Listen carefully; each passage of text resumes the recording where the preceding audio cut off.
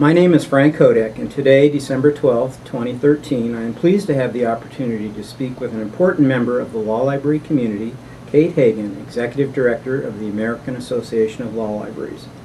Our conversation is part of the Oral History of Law Librarianship project, a component of the Spinelli Law Library Reference Shelf on Hein Online. The setting for this conversation is the conference room at ALL headquarters in downtown Chicago.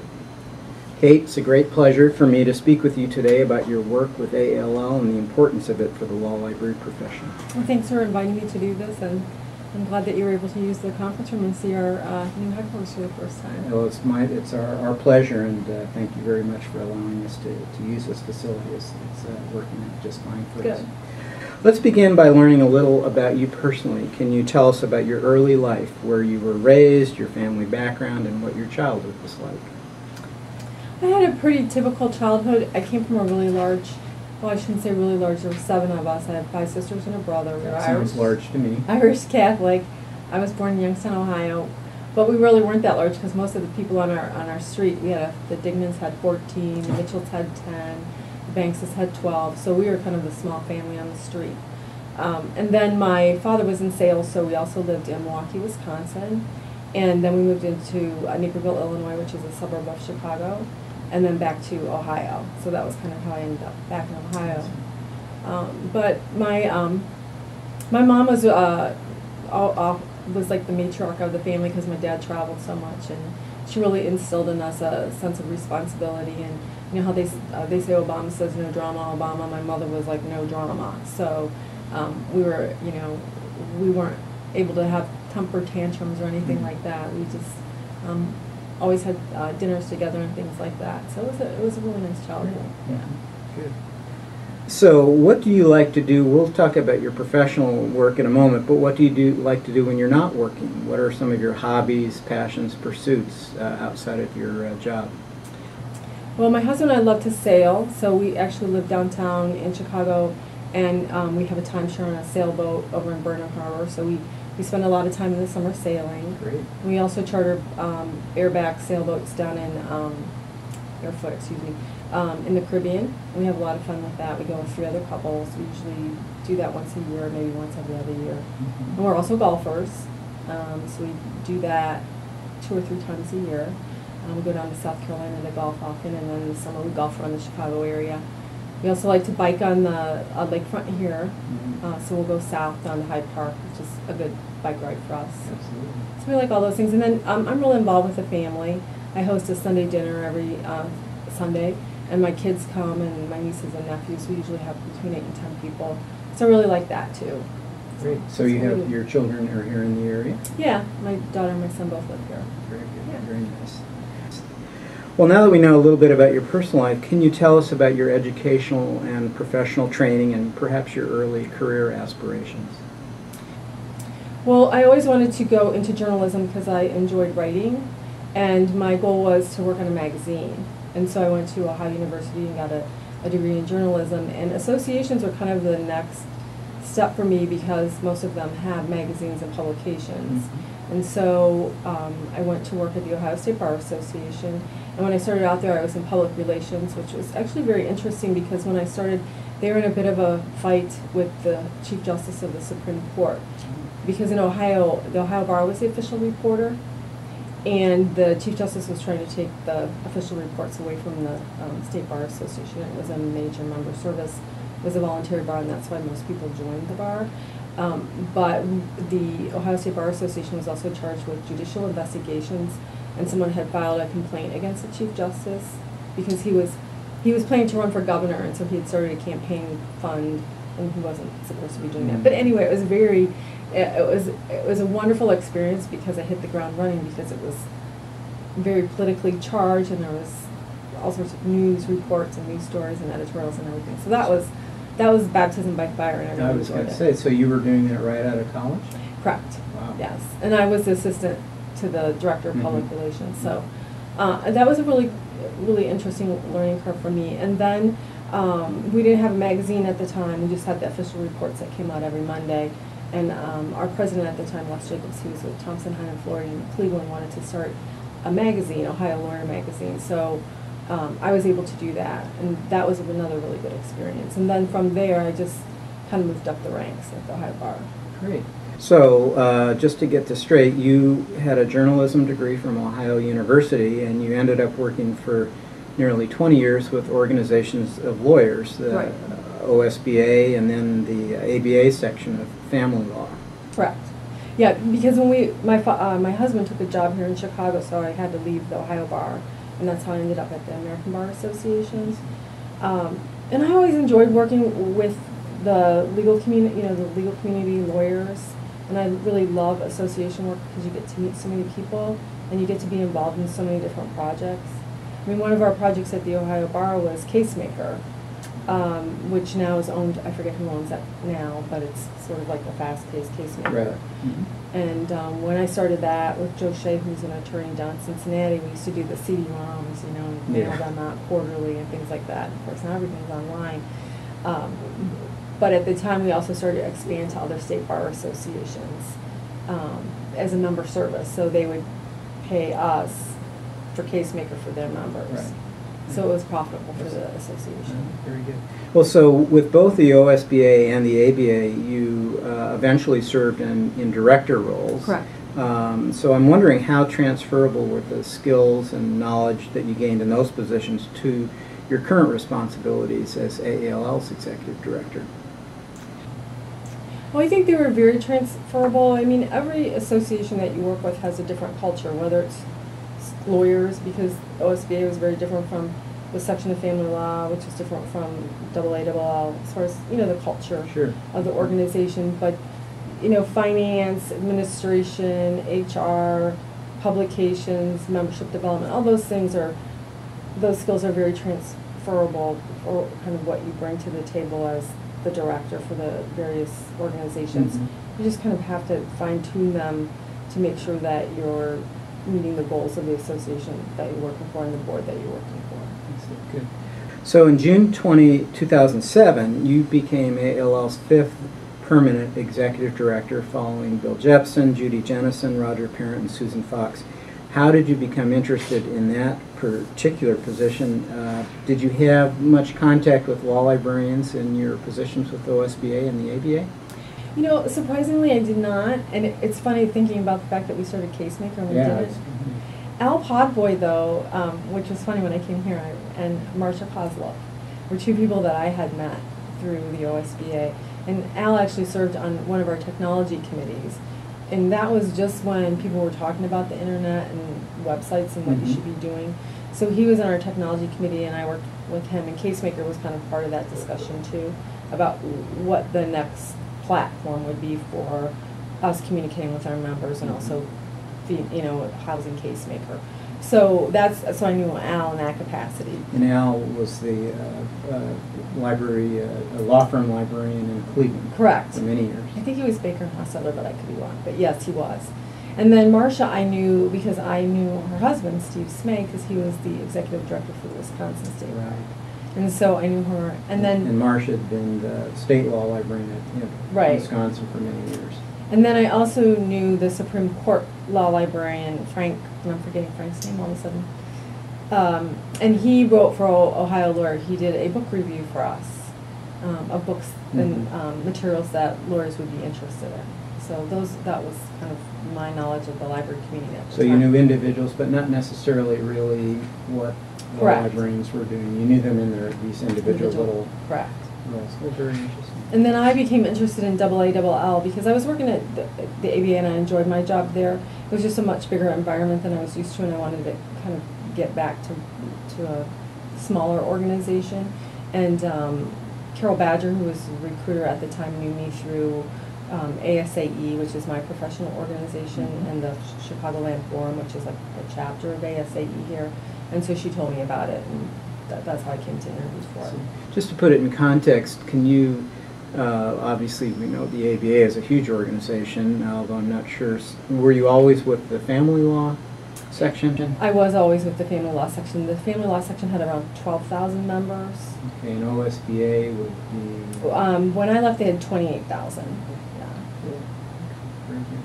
So, so you moved here to AAL on in 2007. If my math is correct, I think you are now the second longest tenured executive director of ALL, for whatever that's worth. Oh, I didn't know that. I knew Roger had more years than I Yes, did. Roger Yeah. had more years. He had 9 years, but I think with your 6.5, I think you're now the second longest, and you're sneaking up on Roger, so Yeah. I'm sure he's down in Florida worried about that. Yeah. What have you found to be the biggest differences between working for lawyers and working for librarians? Or perhaps, to put it another way, is there something unique about working for AALL compared to the lawyer organizations you represented in the past? I think the most surprising thing to me was the level of involvement of members in AALL. Not that lawyer members for both the section of family law and OSBA weren't involved, but when we would put out a call for volunteers for committees and things, we would kind of have to keep putting out the call and kind of really urge people to participate. And so it was really surprising to me when I started here that when the call for volunteers goes out, that we get so many more people who apply for positions than we have positions to fill, which is a good thing, but it's also a challenge because some members then are disappointed, obviously, because you put yourself out there and you're not selected. And the other thing is just how members engage with the board and engage in social media and all of those things more so than they did when I was with the lawyers. So I think it's more of ownership of the association, and the ties, the networking ties I see are a little stronger, and I think maybe it's because by nature librarians are always sharing information and resources, and so those networks are really important to them. And lawyers also have the networks, but it's not quite as granular, I guess is a good word for it. Yeah, I So guess that's in a a big way, difference. for lawyers, at a certain point, they have to stop sharing. Correct. Certain Yeah. information is not supposed And to. there's there's some competition there Right. too for clients and things like that. So it's different. And then of course the lawyers, a lot of their work who were involved like in committees or with our board was all about what was happening at the state legislature and what laws were being considered and how they would affect the practice.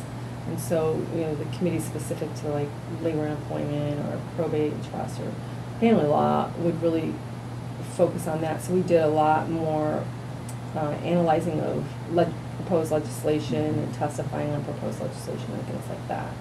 We did that too with the section of family law, specific to the constitutional, when they were considering the constitutional amendment to ban same-sex marriage and looking at the DOMA laws. Our director was able to testify before Congress. So we do advocacy too, which is AALL. yes, AALL, Absolutely.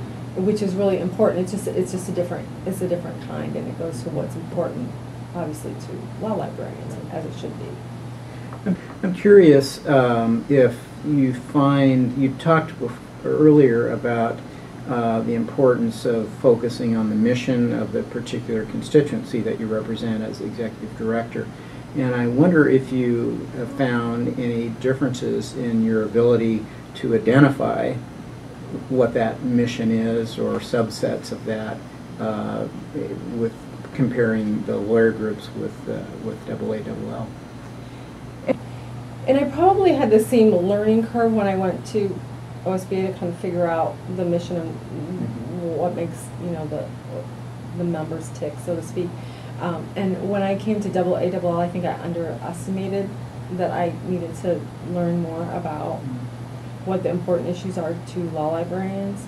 And so, I figured that out right away, and I took a lot of time, visited librarians in libraries around Chicago. I talked more to leadership and things just to try to find out, because one of the things that's interesting to me is how important preservation is, the archival information, all those kinds of things, and transparency and availability of information. So like even on our website, for instance, most associations put behind a firewall their publications, and we don't. And so that was just something that I had to learn about. So that goes to the culture and the values that law librarians have, which are different than I think what lawyers have, just by the nature of the work that you do. So when you began as executive director in June 2007, Sally Holtroff was just completing her term Right. as ALL president. So really the first president with whom you worked directly for an entire year was Ann Fessenden. Right. And that was followed, she was followed by James Duggan in 2008-2009, Kathy Lemon 2009-10, Joyce Janto in 2010-11, Darcy Kirk, Gene Wenger, and now Steve Anderson. So with that list in mind, I'm not going to put you on the spot by asking you to reveal your favorite. But can you tell us a little bit about your approach to working with each president or the executive board that the president heads up, either generally or perhaps with respect to one or more of these individuals? Well, I think that's what I love most about association work, is that you get to work with so many different people. And then when you're in my role and you work so closely with the presidents and the executive board, I find that even more interesting. Because to make it to be president of AALL or even to be on the board, I mean, you have to have leadership skills, and you're obviously a leader because you were elected. But people have different ways that they lead. And so every year it's a challenge for me, but a good challenge to figure out kind of how that particular president views his or her role and their leadership style. And so I like that. It's challenging every year, so it's almost like having a new boss every year, and some people say, oh, that would be awful. Yeah, a little scary. And it is a little scary, but you have the whole year running up, and you kind of really you kind of get a sense of that person. So you begin that process when they're president-elect. Right. And then we talk a lot about kind of what they see, their role, and kind of what they want to do.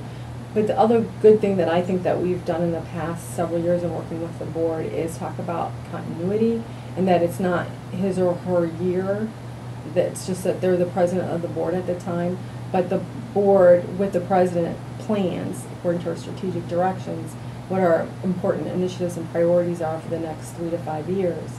And so each president then that comes along should be looking at the past work of the board and moving towards those initiatives. Mm-hmm.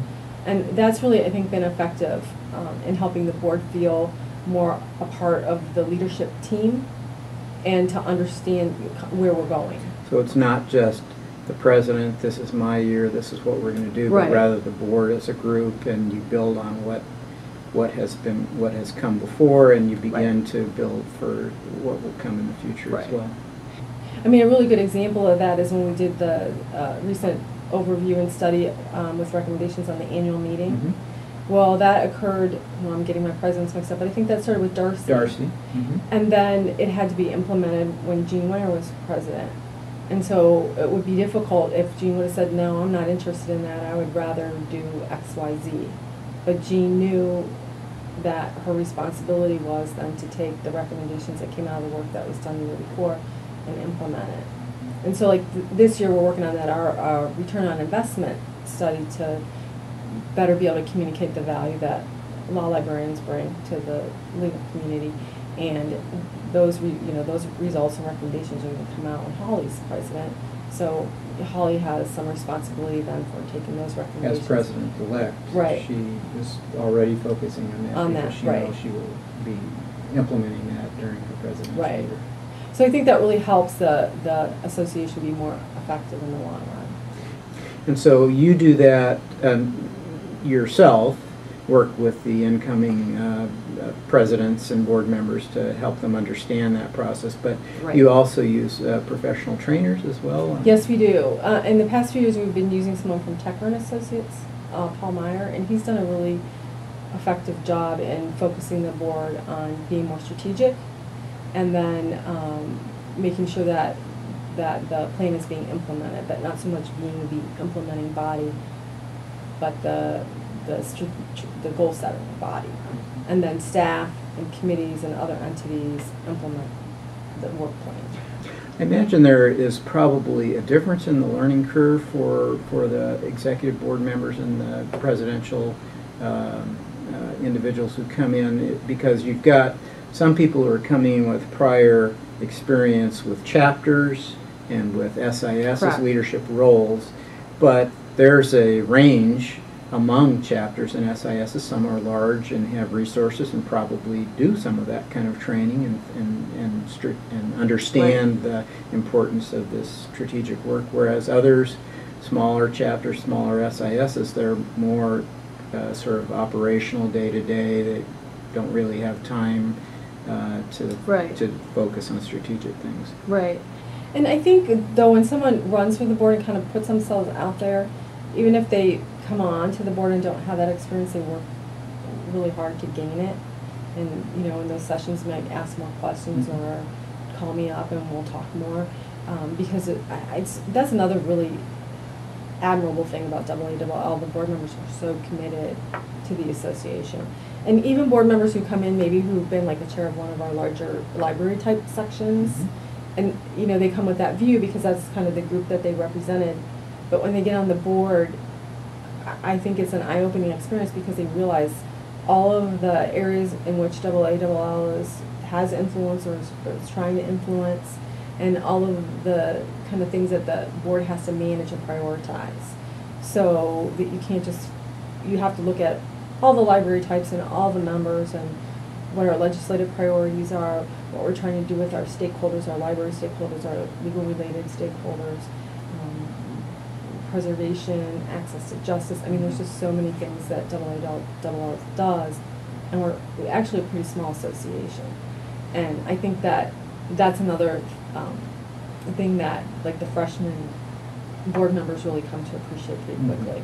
So really, the majority, if not all, of the board members get it, that they may have started out sort of representing a constituency, but really by the time they're on the board, they need to be representing the entire association and thinking with that in mind, as opposed to I represent this particular group. Right. I think that might be something that not all the members actually understand. They might think of, well, this person from that type of library really is that's what their role is on the board. Yeah, I think you're right about that. You know, because members are more distant, and so they sometimes think maybe that person should be representing their interests. But the important thing that the board has to keep in mind is that the association's stronger when everyone's looking at the whole. Because if you start breaking, at least in my opinion, if you start breaking down things into silos or, you know, specific parts, the association's not going to be as strong and as effective as it is. I'm going to ask a sort of a leadership style question for you about how you approach things. So how active are you, let's say, let's start with during an executive board meeting. Obviously the president is the one who's leading the meeting, it's not you, but you're there. What's your role in that particular environment, say at a board meeting? Well, I'm welcome to speak up and you know, provide information and background to the board, and I think that's a really important role because sometimes at the staff level and in my role, I have more knowledge kind of about all the moving parts about anything that they're considering. So I just want to always make sure that when the discussion is taking place, that all the knowledge that I have about a particular issue is out there on the table so that the board can consider the issue in total and not be missing kind of a viewpoint or something important in what they're considering. And then if they ask me what my opinion is, and they do, I give what I think my opinion is on a certain matter. I think that they would tell you that I'm always looking at the checkbook. So, I mean, that's one thing that I always try to, because we want to do so much, and I think that's, you know, that's one of the struggles that I have, is because there's so many good ideas and so many things that we could be doing, but we do have limited resources, both in terms of just money and also human power. Sure. So that's one thing I always will bring up, is say, okay, but the other thing that you need to consider before you make this decision is what resources do we have to bring to this? Because if we commit to this, then we need to make it happen. And of course on that issue, you're already, you both with staff but also the executive board itself, a lot of what you do behind the scenes is establishing priorities, and so that you in a way have already decided that X becomes before Y. Correct. In terms of priorities. So I suppose on occasion you might have to remind people, we're talking about Y now, but gee, we have to address X first. And that's very important. I'm glad you brought that up, and actually our trainer always brings that up too. Because when you set your goals for the 3 years, we're on 3-year plans now just because so much is changing Right. for law librarians and the legal community. That's his whole thing. You can't get off what you've decided are your priorities for the next 3 years, because there are lots of things that you could be doing, but you have to settle on what it is that are your priorities so that you put your resources toward that. You just can't get excited about something just because it's new and fresh, right. When you've already taken all that time right. and effort to really think through what your priorities should be. Right. The other thing that we do on an annual basis, or more often if we have to, is if there is something that's emerging quickly that just needs to be addressed, then obviously the board would address it. Right. So it's not like that. Right. Set You can stone. adjust on the go right. when you need to. Right.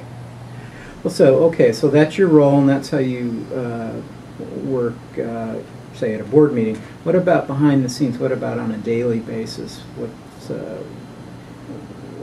What's your role when you're not meeting? Who are you working with? Give us some examples of the kinds of things that you might be doing. I'm not asking you to give me 24/7, but just some idea. Right. To work with. But I work a lot with the staff, because every staff member is a liaison to one of our committees, and we have 32 committees. And so the committees are all, for the most part, working on something. So I make sure that the staff has their resources, and I'm here to answer their questions. I have bi-weekly meetings with all the directors, just so that I can give them the resources that they need to do their job. I'm also liaison to most of the special committees and things like that, so I work a lot with those committees on a daily basis. And those committees are usually focusing on what have been identified as important initiatives right. that we're really trying to... Right. Like the ROI committee right now, right. for instance, I've been working a lot with them. Mm-hmm. I talk a lot with the Government Relations Office about kind of what's happening in Washington and what they're working on, and also working on ULM at the state level. So I interface with Emily a lot on a daily basis. Mm-hmm. I talk. Feltrin? Yes. Mm-hmm. I talk with board members quite regularly. I talk with the president at least weekly and email daily. And just kind of whatever issue comes up that a member needs an answer to, or we do a lot of work with legal-related associations and other library-related associations, and I'm responsible for those relationships as well. So are you frequently the first contact with another one of these other organizations? Correct. Yeah. And I know I'm pretty develop relationship with all the executive directors of those various organizations, and we kind of keep each other informed about what's happening, either in the library front or on the legal front. So that's another important role. So it just varies day to day. Great. Yeah. It does sound very interesting and exciting. Let's take a broader view. We'll go away from you for a little bit and ask you from your perspective, because you talked about the fact that there's it's always a shifting cast of characters with the executive board and in the presidential level offices, but you're always there, and you have been for six and a half years as executive director. So over that course of time, what would you identify as some of the major challenges that ALL has had to face, and perhaps you've had to face as an executive director? Well, everything changed in 2008, and to me it was surprising how fast it happened. Because we came out of that Portland meeting, which was the year Ann was president. So I started in New Orleans. I'd started, like, I think 2 weeks before that, maybe 3. Mm-hmm. And then went through the year with Ann, and Portland was our meeting, and it was just highly successful. I mean, we had over, I think, like almost 2,000 people just in members there. Mm-hmm. And then we came back, and everything hit the fan, and the economy was crashing, and all those things were happening. And they all blamed it all on you. I know. And so it was surprising. It hit the law firm environment so hard, so fast, so quick. And we were getting calls from members, where firms had merged and their libraries had been eliminated, and they were looking for jobs, and it was just, it was eye-opening, besides the fact that everything else that was going on with the banks and the real estate market and everything else. And then when Kathy was president, we even had to Kathy Lemon, we had to do a mid-year review of the budget and cut funding for programs and things like that because the law firm librarians weren't able to come to the annual meeting or to be active in the association and pay dues. We instituted an unemployed dues rate and things like that to help. And then it kind of settled. I mean, the state court and county folks, with government funding the way it's been lately, the attrition there has been pretty high. A lot of them continue just to pay their own dues. I mean, all of our members are loyal, but they're pretty committed to access to justice and things like that. And then this year, when I thought things were kind of leveling off and calming down, and the privates could kind of settle down. I mean, they still have a lot of challenges, obviously, but a lot of the mergers and things that have occurred and are done. The academics, because no one's going to law school, Right. And so now I'm watching that happen, and we're beginning to hear from our academic members about what can we do to assist them and help them. So it kind of has been, it's like a wave almost, and now it's just hit the academics, and it's just really, I'm going on a lot, but it's just really challenging. Yeah, so that's really has, whatever other challenges have occurred, that overrides everything. Yeah. And what we're hearing from members, which is, everyone hears this from the members, is how can you help us communicate how valuable we continue to be? And that's important, because with all these changes and everyone looking for places where they can save money, they look everywhere. Absolutely. And so that's something that we're working hard, and we're hoping this ROI study will help with. So it's been interesting, but I think there's a lot of opportunities as well. Yeah, well, challenges lead to opportunities, right. For sure. Yeah. And I suppose you'll know this much better than me, but I know that over the last 20 years or so, AALL, through the executive board and through the director of finance and the various treasurers, have worked very hard to ensure that there are policies in place so that when there is this kind of financial meltdown, that the association doesn't just fall apart. Correct. And actually that was one of the best things that I discovered when I came on board, is our financial policies are excellent, I think, and they require the board to maintain a level of funding in what we call the permanent investment fund. And that's why when Kathy Lemon was president, we had to look at the budget, because we didn't want to invade that, obviously.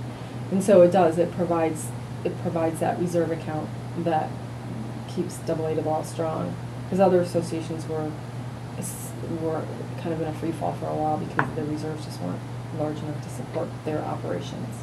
Well, I can just say, as someone who's been around from really the beginning of what I would call the executive director era, and the strengthening of the headquarters staff, to me it's one of the most significant aspects of AALL's progress, has been having professionals in place who knew that these things had to happen, and then working very closely with members through the executive board and various presidents to solidify really the association. Right. So, kind of building on that question, what do you consider or think of as your biggest successes as AALL's executive director, or perhaps the reverse? Is there anything that you'd love to have a do-over or a second chance on? I think we've had a lot of successes in the past 6.5 years, and prior to that, I think AALL was highly successful. I mean, just going back to what you said, I mean, the numbers started it, and there was no professional staff, but it just grew and grew, and it took a while, but it's because of the dedication of the members that AALL is what it is today. I think the Future Summit was a really important initiative where we invited younger, newer members in, just to get kind of their point of view of what they thought about the profession and where it was going, and kind of get more feedback from what their needs were. And actually that meeting was when we really heard loud and clear about communicating the value. They were all under a lot of pressure to do that within their institutions. So that was a really good initiative, and I think it opened up the board's eyes to some things that we need to be looking at as far as social media and our e-groups and kind of our committee structure, which is something else that we're going to take a look at in the next year or two. So that was a really good initiative. I think the vendor colloquium was an important initiative.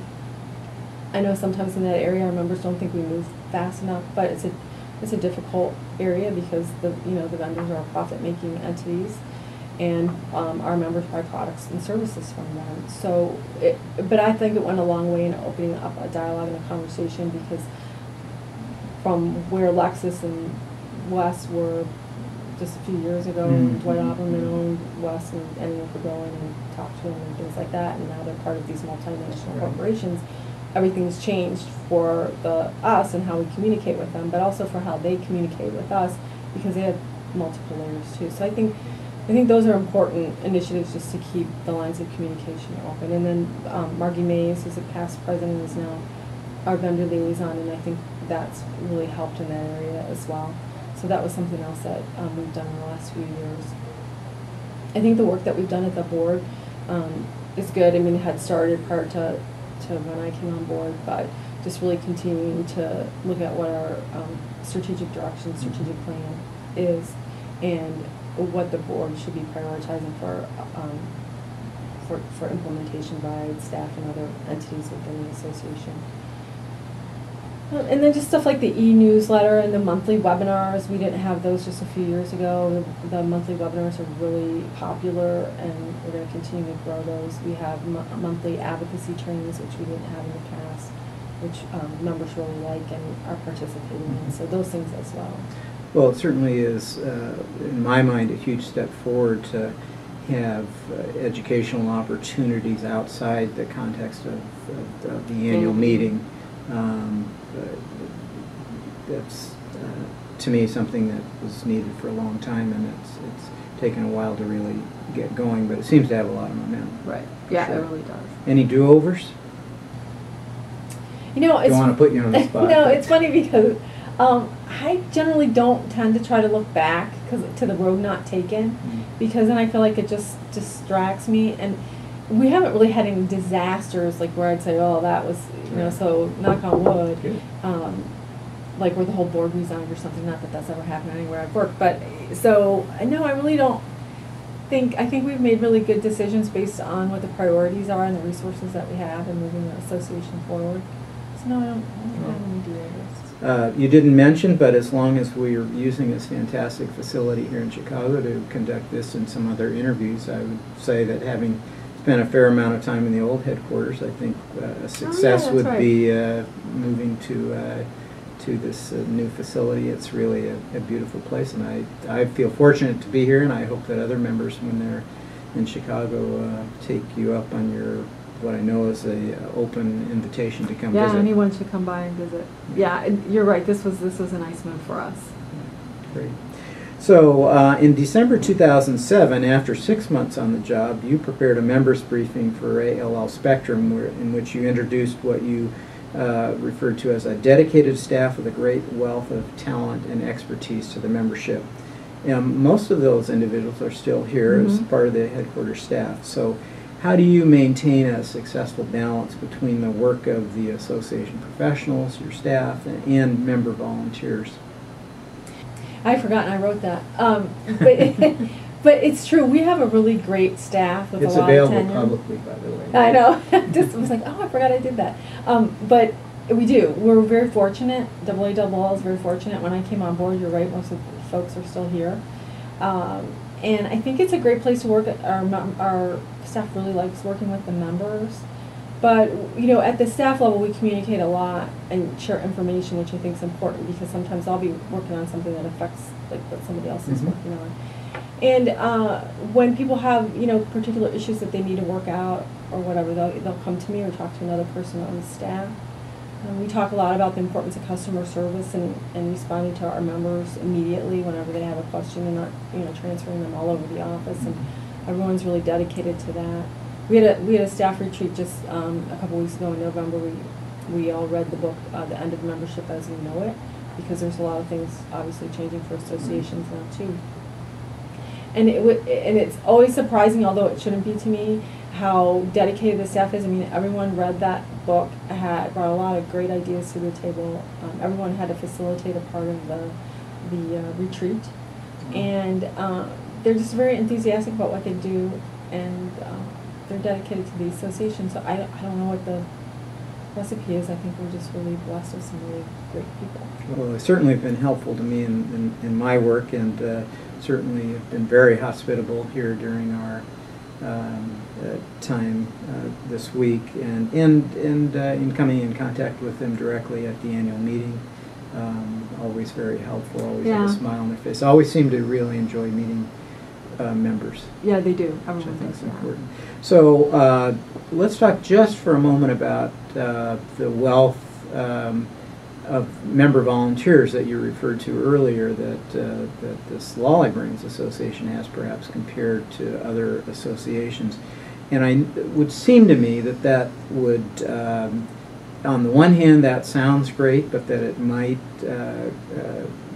create some delicate issues on occasion. Either members expecting to be able or thinking that they ought to be able to make decisions or do things that perhaps are better left, from your point of view, to staff and the like. Do you have any thoughts about that? That actually surprisingly doesn't happen that much. I think what I struggle with more is because we have so many people who want to be on committees, and then we select, who we can for a particular year, and we put on the committee. For some committees, this one year might be busier than another. And that's one of the issues that we've been talking a lot about at the board, because then we have these great members on a committee, they want to do work, and there might not be something that year that they can really sink their teeth into. And so we're talking a lot about how if we have all these great enthusiastic volunteers, how can we really take advantage of that in a more effective way? But generally, working with committees, because we do have a staff and a board liaison, which is important, and they're on their conference calls, and they're when they're having their planning meetings and things. Most of our members understand. Sometimes there's resource issues and other things that need to be discussed. So even if they come up with a great idea, we communicate and early, which I think is important, so that they don't kind of come up with this great thing and unveil it, and we say, oh, we can't do that because of whatever. So I think the liaisons are important, and we added the staff liaisons about 3-4 years ago, and I think that's really helped. Just the board members know enough, but they don't know as much about the administrative end of things. So I think that has kind of taken away that kind of happening where someone just comes out with this thing, and then you have to pour cold water on it, and there's nothing worse than doing that to someone who's dedicated time and effort to something that we can move forward with. It does, however, increase the number of moving parts that are involved in a an initiative or some sort of thing. So that would sound like it would require more constant vigilance about what's happening, how the parts are working. Right. Yeah, and it put a little bit more on the staff's plate. But I think that they would all agree that it took a lot off that was probably be more unpleasant in the end when you have to say no to someone, or what did you do that for? Not that we would say that, but sort of like, well, how'd you? So it's just much better. And plus, they have more knowledge too of what our members are trying to accomplish. I would think they would be more engaged in the initiatives if they're actually working more closely with the members. And they become advocates for that too. So that's good too. Good point. Well, we're nearing the end of this conversation, but I do want to make sure that you have the opportunity to touch on any topics that we might not have raised so far. So is there anything you'd like to add before we conclude? I think we talked on it a little bit about kind of the struggle that's going on right now for a lot of our members within, for security of employment and budgets and just keeping their library open. And you can really feel its effects on our members, but I think Double L so strong kind of is focused on how we can help our members kind of get through this. But talking about the opportunities, and I keep focusing on the fact that the role of law librarians and librarians, I think overall is just so much more important. There's so much more information out there than there ever was. And so who better to help manage that information flow than law librarians within law firms, law schools, courts, county libraries. And so I think our challenge in the next few years is to educate the people who our members work with about what their role is and how important it is. Because sometimes I think people still think when you say, and I'm not advocating changing the name, but when you say librarian, they go back and they don't think about what librarians really do. Mm-hmm. And I think that we need to really focus on communicating that, because it's just such an important role. There's so much information. How do people manage it and know what's important and what's real and authentic, which is one of our main goals as an association. So I just think there's a lot of opportunity out there, and I always go back to that. I don't know if you ever read it. There's a Harvard Business Review article, it's a very old one, but it talks about back when the trains were the only kind of important mode of transportation in the U.S. and they just thought they had the market cornered, and they didn't realize that they were in the transportation business, and so everyone kind of came in and took their pie away from them. So that's kind of what I always keep in the back of my mind. It's what is it that librarians do, and it's about information, and there's more information out there than there ever was. So that's why I think it's just kind of an exciting time, although it's just difficult because so much stuff is changing so quickly. Well, and I guess we shouldn't lose sight of the fact that ALL is well into its second century. Right. And this isn't the first No. difficult time or financial crisis that has hit the country and the association and the profession. Right. And all you have to do, you can go back and read the Law Library Journal during the Depression to understand that things were a challenge then as well. But it would seem to me, from my perspective, that one of the advantages that we have now over that time period is that we do have an executive director and we do have a professional staff who can assist the members and the leadership to really face these challenges head on and to find a way to move forward and to progress and not regress. So on behalf of the membership, I want to thank you for your role in that. Thank you. And the other staff members as well. And on behalf of Pat Kehoe, Michelle Wu, Dick Spinelli, my colleagues with the Oral History of Law Librarianship Project, I want to thank you for taking time from your busy schedule to speak with us today about your experiences as ALL's Executive Director. Your remarks will be a valuable addition to the project and of interest to both our current colleagues and I'm sure to those who will join the profession in the future, so thank you very much. And thank you. Thanks for giving me the opportunity. I appreciate it.